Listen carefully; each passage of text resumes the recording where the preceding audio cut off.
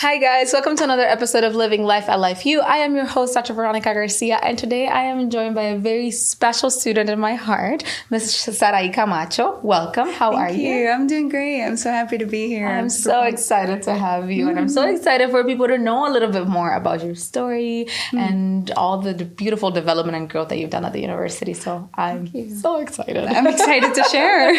Let's deep dive into it. You are in the chiropractic program, yeah? Yes. Tell me what inspired you to become a chiropractor?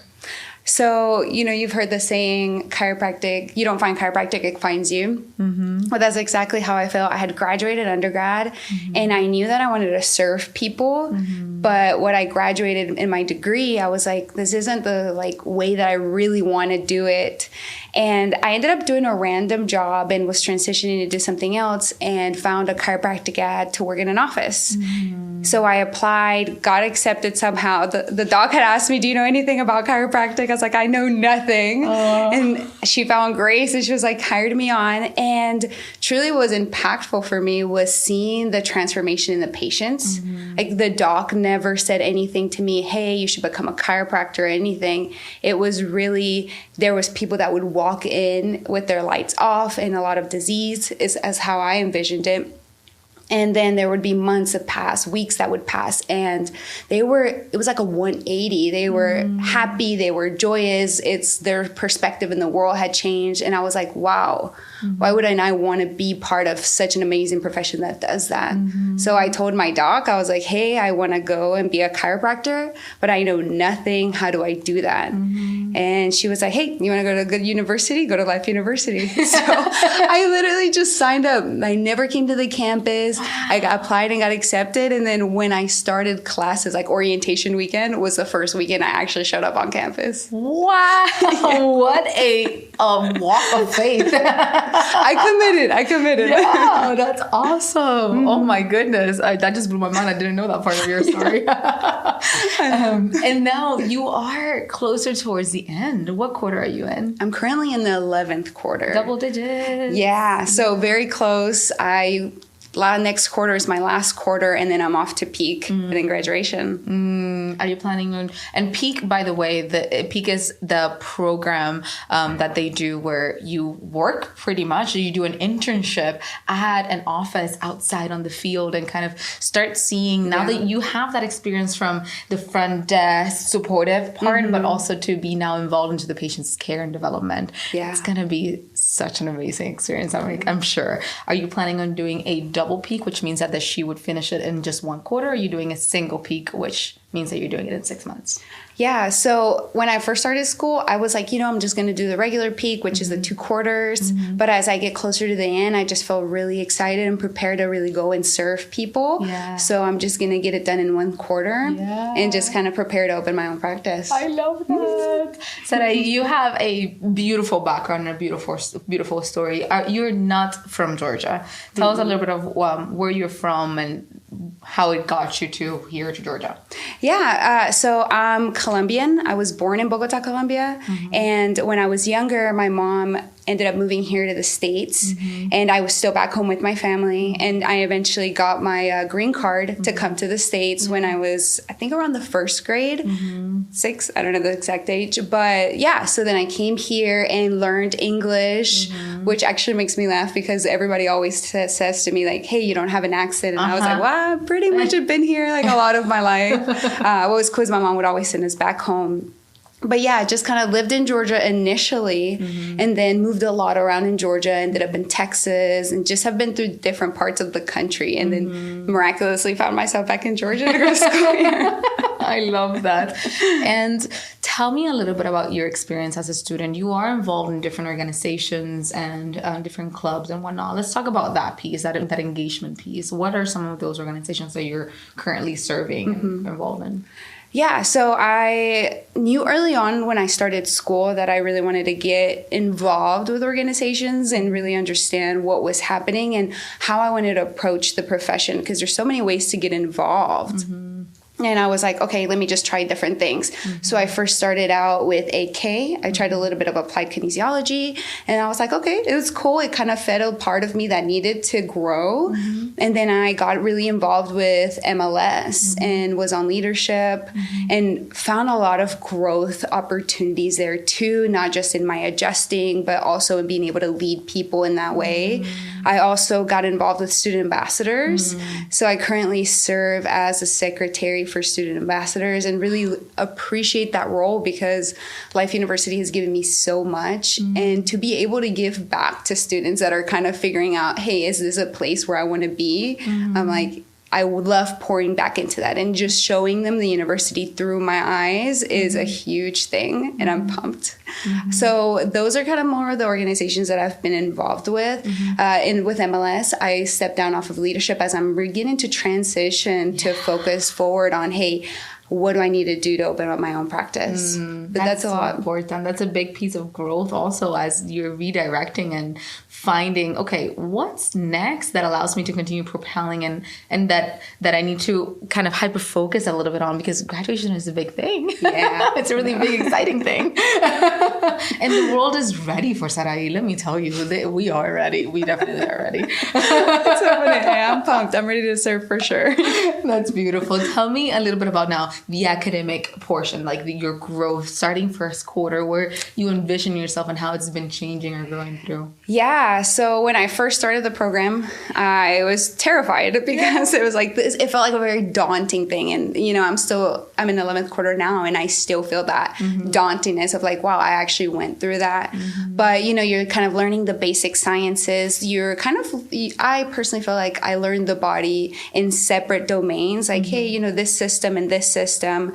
And as I kind of went through the program, really realizing, oh, okay, but now this is how they come together and this is how you can apply it in a clinical setting and really seeing the pieces come together as a whole, really changing. I was like, oh, okay, this is how the body works and this is why it does the way it does. And knowing those little systems really helped. So school has been a roller coaster of a journey, but it's been really worth it. And it's changed my perspective and it's helped me grow from being just a student to knowing that I am a doctor. And when I graduate, I'll be a doctor and I can help people through their journey of life and having the confidence to do that. Yeah, that's such an amazing piece of it because definitely, and I think that's a big piece that separates us as in chiropractors from a lot of other healthcare providers, which maybe are specialized or more focused in this one system, right? We get to learn and focus and manage all of the systems. Yes. And it's a beautiful thing to have those conversations. Yeah. Now, mind you, we do have specialties within chiropractic also,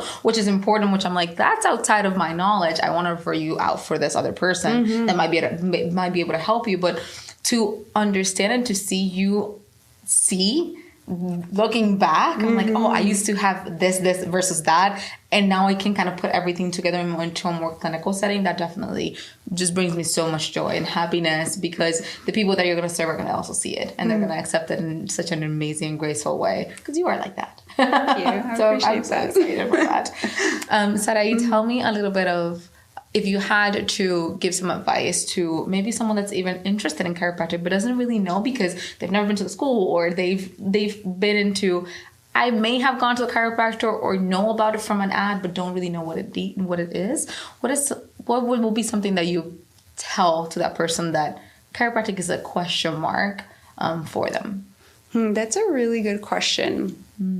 And to be honest, I think I would approach it from the sense of like, hey, well, I can tell you what chiropractic has done for me and the direction and the light that it's been in my life. But I would also kind of urge them to go to a chiropractic office and just shadow. And from being in that space alone, if that's somewhere where that person is called, they'll begin to feel it in their field because they'll see, this is how you transform people's lives from darkness to light. This is a place that can be done, that we can do that in. And just for them to be around that, I think it's highly valuable. Or to speak to chiropractors that are in the field and on fire for the things that they're doing. Or even, hey, come to Life University and let's check it out together. Yeah, I love that. I hear that you were recently speaking and part of an engagement of chiropractic, and nonetheless, but the country of Cuba. Yeah. Tell me a little bit about that experience. What was it? What is it? What happened? That's funny. Yeah. So I've done a lot of mission work with Chiro Missions. Mm-hmm. It's an organization that I see a lot of value, mm-hmm. and I see their heart for wanting to serve underserved communities in all the different ways. Mm-hmm. And as I know that there is a purpose for that here in the U.S., their heart is in the DR in Haiti. Mm-hmm. And just through the experiences that I've gotten to go serve, I'm like, man, this is a mission. This is something that aligns with me and I want to pour back into. Mm-hmm. So I've done a couple of those and really have gotten great mentorship from Peter Morgan, mm-hmm. which he's a gentleman that leads those. Mm-hmm. And I got a random text a couple months ago. It's like, hey, Sarai, like, I'd love for you to come and speak at my conference in Cuba as like one of the only 2 students that is coming. Like, can you please make that happen? And I looked over at my husband. I was like, I think we're going to Cuba. And he was like, what? How random. Super. So we finally came to the decision. He was like, yeah, let's go. So we ended up, preparing mostly because I hadn't heard much about Cuba. Mm-hmm. So just going and speaking. And it was really focused on humanitarianism and chiropractic and how we can grow not just Chiro missions, but other missions, and how we can share that vision with people that are coming up in the profession, people that are in the profession, mm-hmm. and really to be able to sit and have talks and hear talks from doctors that have been in the profession for a long time, that their heart is continuously on fire. As a student, mm-hmm. that was so empowering. Mm-hmm. And also to just be able to talk to them and share my heart and how I have a huge desire for missions. And I want to continue that type of work once I graduate from school. Yeah. It was beautiful to have them encourage me in my path and be like, yes, this is exactly where you need to be. Mm-hmm. It's just such a reassurance, as well as it was really amazing to be in Cuba. Yeah. It was such a different experience. And to share that with the docs, to share that with the students that came with us, it was really, really cool. How exciting. How amazing to see you grow and to have a little part in this huge piece of chiropractic, because that every single teeny tiny part makes a change and affects change and affects people and affects the world. So thank you for believing in yourself, just stepping into that role and to saying, it's a random text, but yes, let's do it. Let's dive in. Let's dive in head first. And I think that's something that it has definitely set you apart. And ever since you were a student with me in clinic, that very first quarter, it has set you apart from the beginning. And that's why we see you. And I was so excited for this podcast, because it's really refreshing to see someone so dedicated and at the same time so just focused and being able to be as personable and as loving as you always have been. So thank you for stepping into that call. I'm excited to see your growth. I'm excited to see your next steps. I'm excited for the world to get to be served by you and continue to do so. And also your working Chiro missions and just missions around the world, because I know that speaks to many individuals, those that don't have access to that chiropractor down the road, but to be able to give and provide that.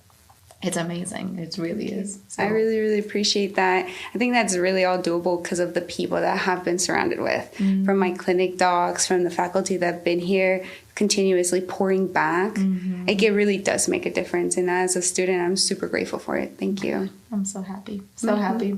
Well, thank you so much for being here. I really appreciate your time. I value it so much. I value your spirit. So thank you for being here and sharing. I appreciate that. And we'll see you guys in the next episode of Living a Life, A Life You. Take care. Bye-bye. Bye.